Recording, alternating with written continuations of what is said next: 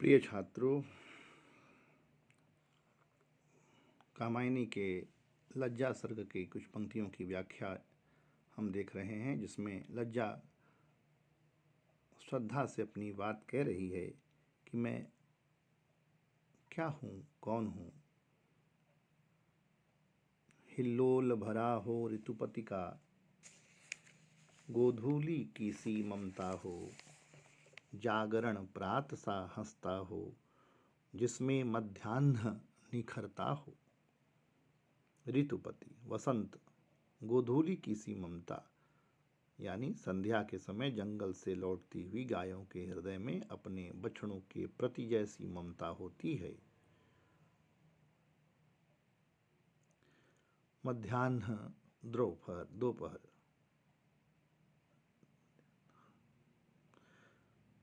जिस सौंदर्य में वसंत ऋतु जैसी मस्ती की लहरें हों, हिल्लोल भरा हो ऋतुपति का, गोधूली की सी ममता हो, और जिसमें अपने प्रेमी के प्रति वैसी ही अनुराग भरी ममता हो जैसी संध्या समय जंगल से लौटती हुई गायों में अपने बछड़ों के प्रति होती है, जिसमें आनंद और प्रसन्नता के जागरण की भावना उसी प्रकार भरी रहती है जिस प्रकार प्रातःकालीन वातावरण में होती है और जिसमें दोपहर जैसा तेज विद्यमान हो। कवि ने युवती के सौंदर्य का चित्रण करने के लिए अनेक उपमाएं प्रस्तुत की हैं, जो अत्यंत सार्थक और समीचीन हैं। यहाँ पर उपमा अलंकार है। आगे की पंक्तियां देखते हैं। हो चकित निकल आई सहसा जो अपने प्राची के घर से, उस नवल चंद्रिका से बिछले जो मानस की लहरों पर से। प्राची यानी पूर्व दिशा, प्राची और प्रतीची। जो चकित निकल आई सहसा जो अपने प्राची के घर से, उस नवल चंद्रिका से बिछले जो मानस की लहरों पर से। बिछले यानी फिसले, मानस यानी सरोवर, हृदय। लज्जा अपना परिचय देते हुए श्रद्धा से कहती है कि मैं उन तरुणियों के सौंदर्य की संरक्षिका हूँ जिनका सौंदर्य चंद्रमा की भांति सुंदर और शीतल हो, और जो हृदय की रंगीन भावनाओं में इस प्रकार फिसलता रहता है जैसे अचानक ही पूर्व दिशा में से निकल आए चंद्रमा का प्रतिबिंब मानसरोवर की तरंगों में फिसलता हुआ दिखाई पड़ता है। मानस में श्लेष तथा समस्त पद में सांग रूपक अलंकार है।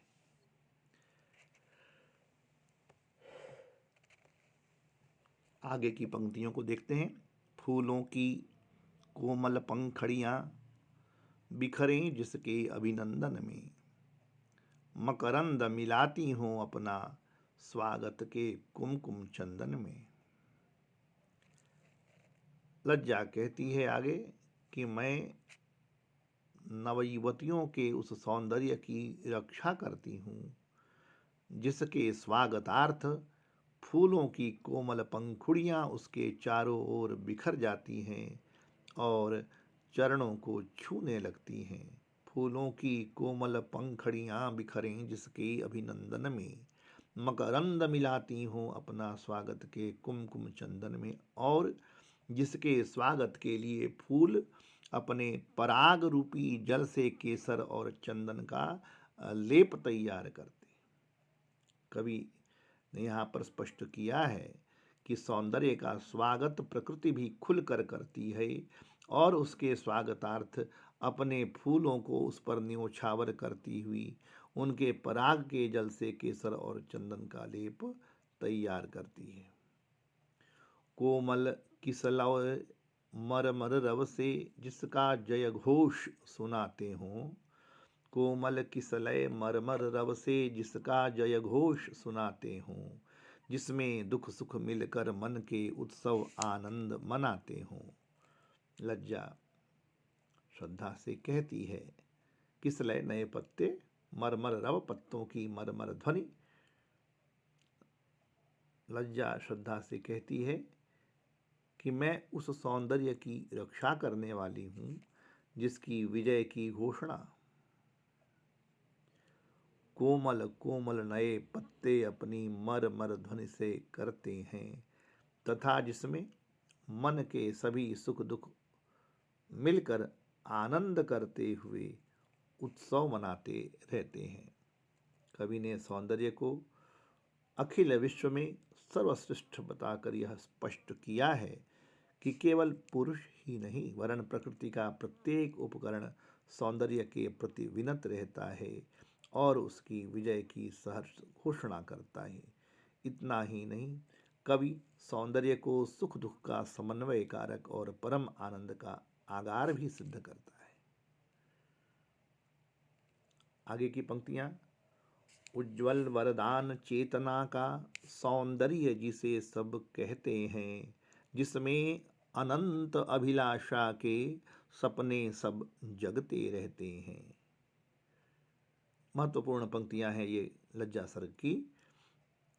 अब लज्जा श्रद्धा के सामने सौंदर्य के वास्तविक स्वरूप को प्रकट करती हुई कहती है कि जिसे यह संसार सौंदर्य कहकर पुकारता है वह वास्तव में सृष्टि की नियामिका चेतना शक्ति का ही एक पवित्र वरदान है, क्योंकि वह वरदान की भांति किसी किसी को प्राप्त होता है।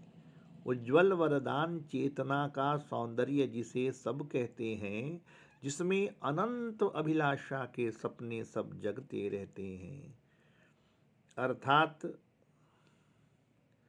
सबको नहीं। यह जो वरदान है सौंदर्य का, यह लज्जा कहती है कि यह किसी किसी को, यह परमात्मा का वरदान सबको नहीं मिलता, यह किसी किसी को ही प्राप्त होता है और इस सौंदर्य से नाना प्रकार की, अनेक प्रकार की इच्छाओं आकांक्षाओं के समस्त स्वप्न जगते रहते हैं, जिसमें अनंत अभिलाषा के सपने सब जगते रहते हैं। अर्थात इस कारण ही मन में अनेक प्रकार की आकांक्षाएं पनपती हैं और हिल्लोलित होती हैं, तरंगायित होती हैं।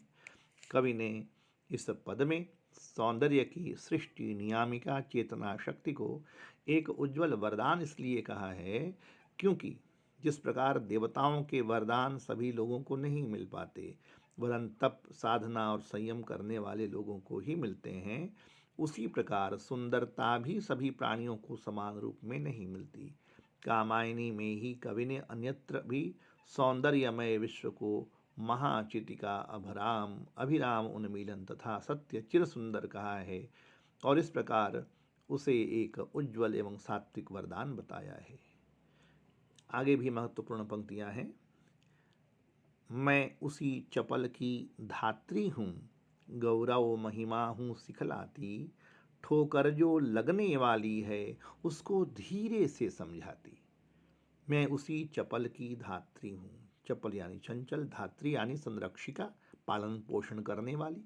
लज्जा कहती है कि हे तरुणी, हे श्रद्धा, मैंने अभी तुम्हें जिस सौंदर्य की विशेषताओं से अवगत कराया है, मैं इसी चंचल सौंदर्य की संरक्षिका और उसका पालन पोषण करने वाली हूँ तथा मैं ही तरुणियों के मन में जागृत होकर उन्हें उनके उस ठोकर के विषय में धीरे से समझा देती हूँ जो उन्हें प्रेम मार्ग पर कभी लग सकती हैं, ताकि वे प्रेम मार्ग पर बढ़ती हुई कभी धोखा न खा सकें।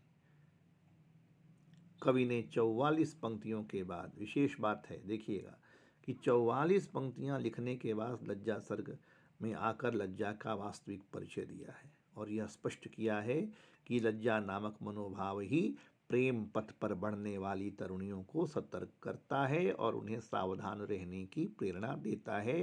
यहाँ लज्जा का सुंदर मानवीकरण होने से मानवीकरण अलंकार है। इसके साथ ही ठोकर लगना मुहावरे का भी यहाँ उपयुक्त प्रयोग इस पद में हुआ है और इसीलिए यह एक महत्वपूर्ण यह काव्यांश है। व्याख्या के लिए भी मैं उसी चपल की धात्री हूँ, गौरव महिमा हूँ सिखलाती, ठोकर जो लगने वाली है उसको धीरे से समझाती। धन्यवाद।